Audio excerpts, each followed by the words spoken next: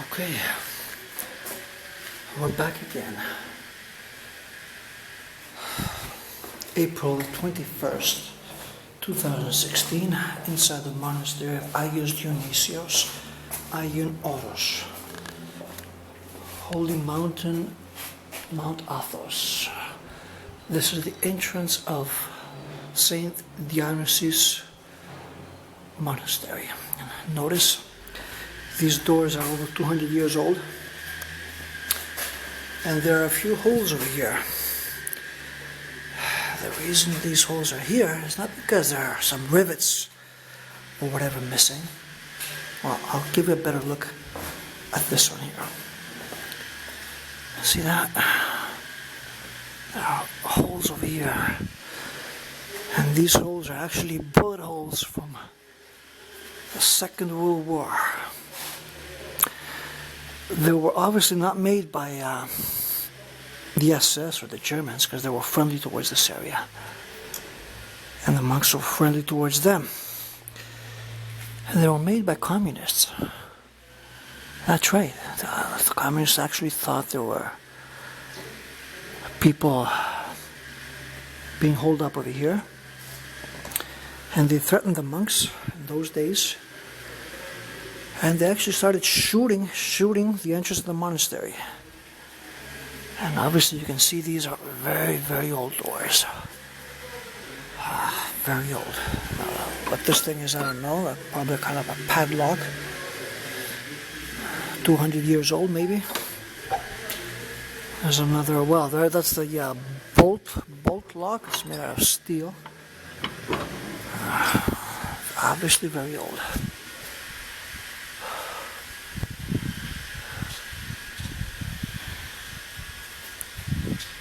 Agios Dionysios Monastery. Now we're exiting and going towards the exterior, which there's a store, a kind of a shop full of Christian Orthodoxy gift items, which is one way the monks support themselves. Sell icons, handcrafts, and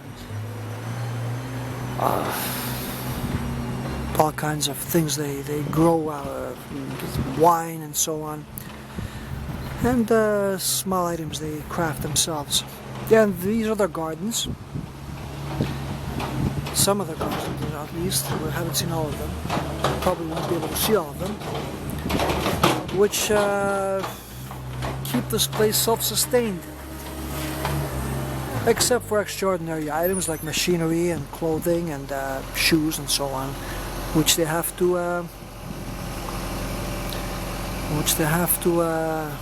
buy from Thessaloniki and other places.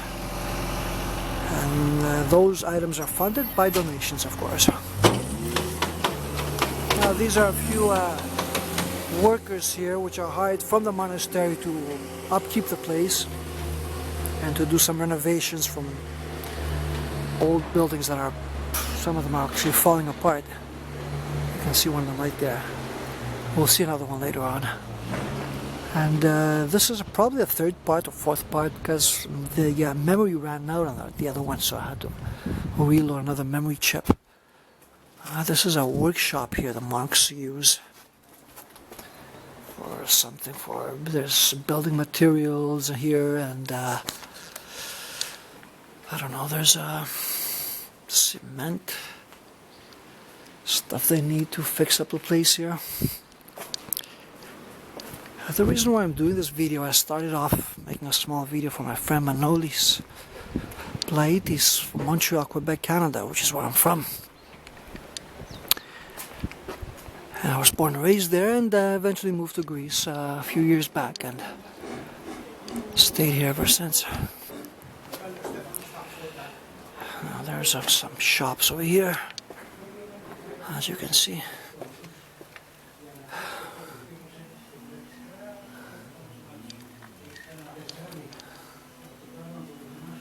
Obviously carpentry is a very famous occupation amongst Orthodox Christians. Monks An old house over here. And we continue upwards. Another reason why I'm making this video is because I want to just show from a real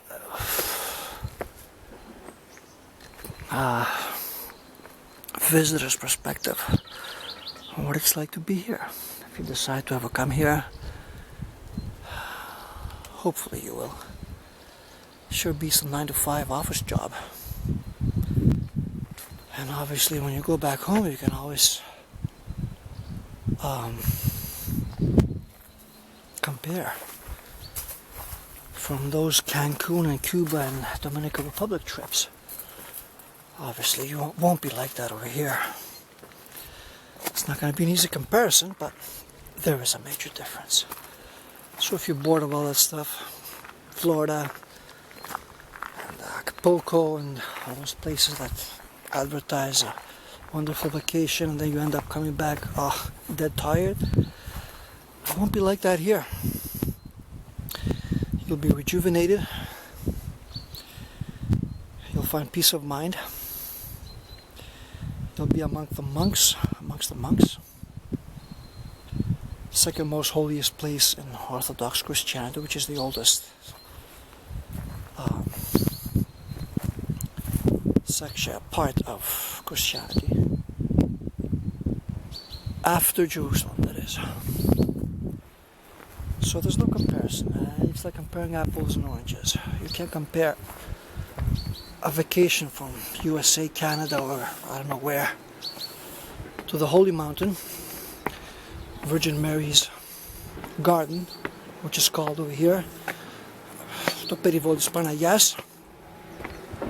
You can't compare that with your regular vacation. This is a spiritual vacation. It's a vacation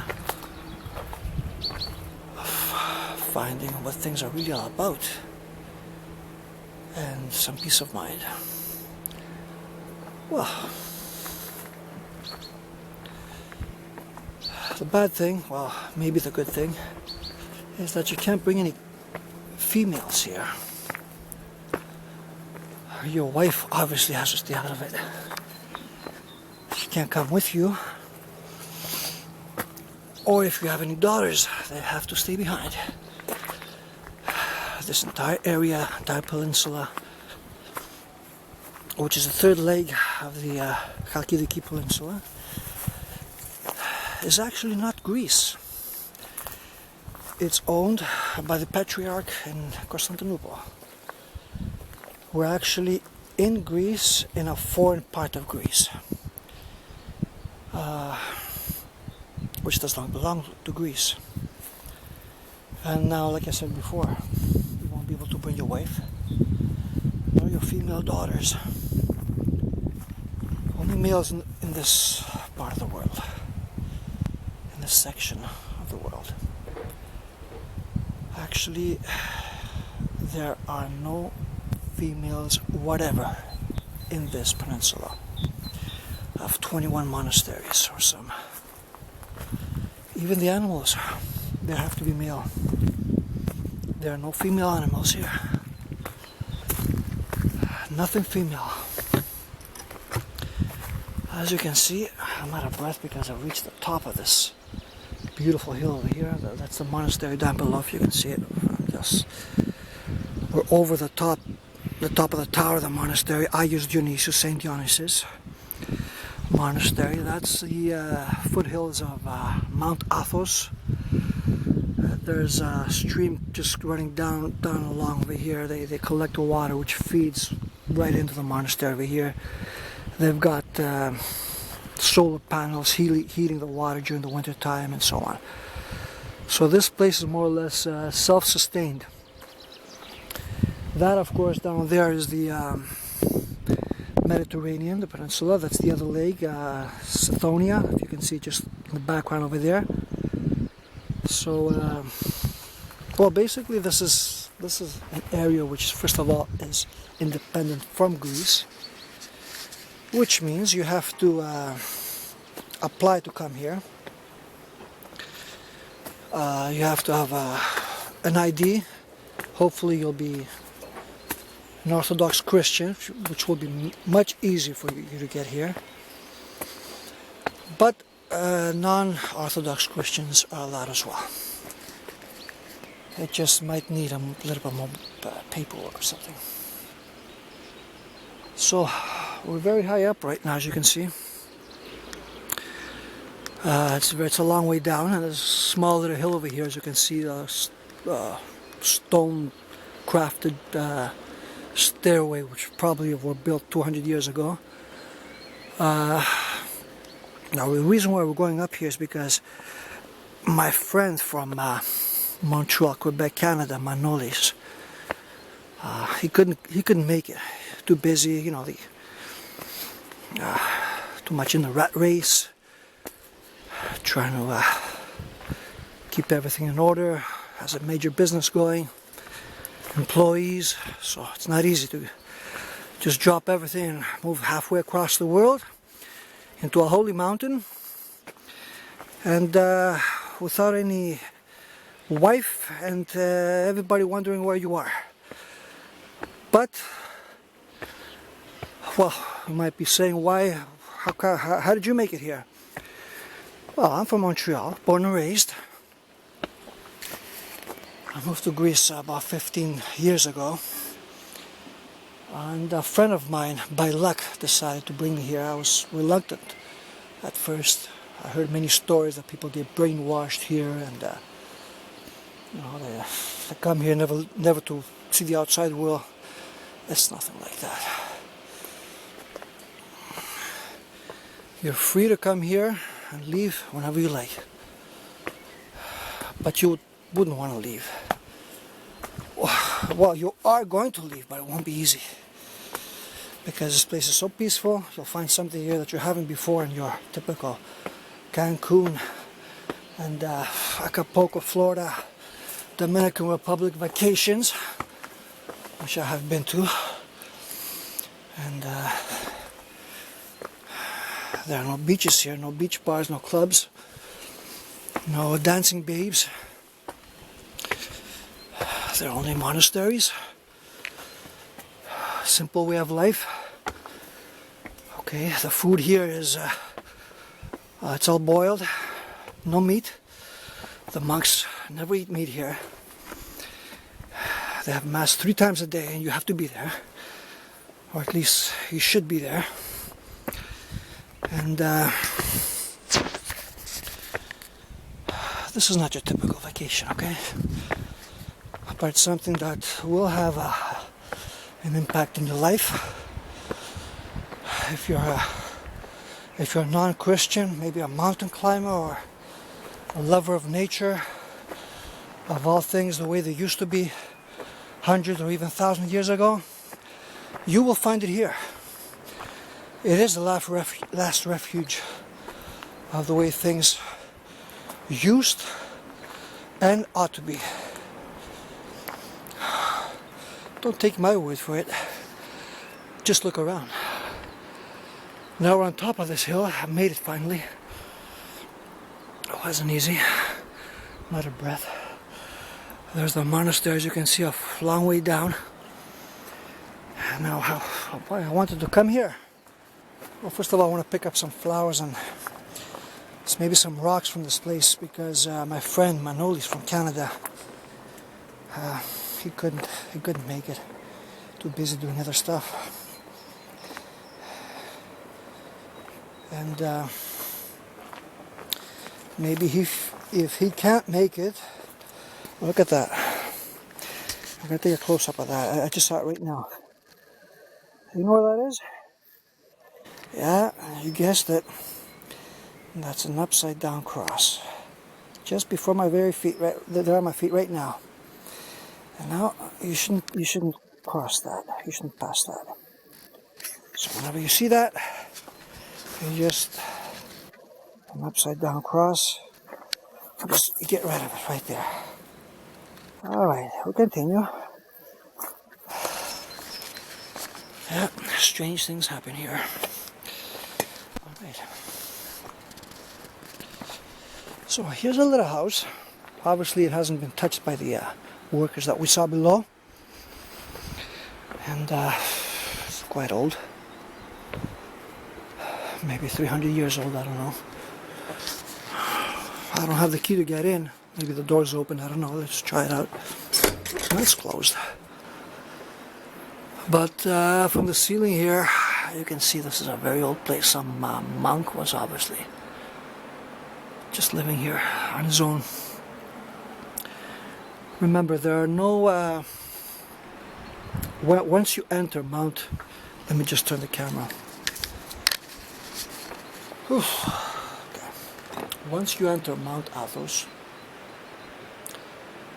whatever is female is gone. That also includes animals. This is a place only for males, for men. It's a place of worship. It's a place where you leave everything behind, whether it's for 4 days or your entire life, and you dedicate yourself to prayer. You will pray 3 times a day. You will have meals twice a day, very basic food, and I mean basic. And a little bit of breakfast, maybe some olives and some bread. This is the way the monks live year round. Nobody eats meat here.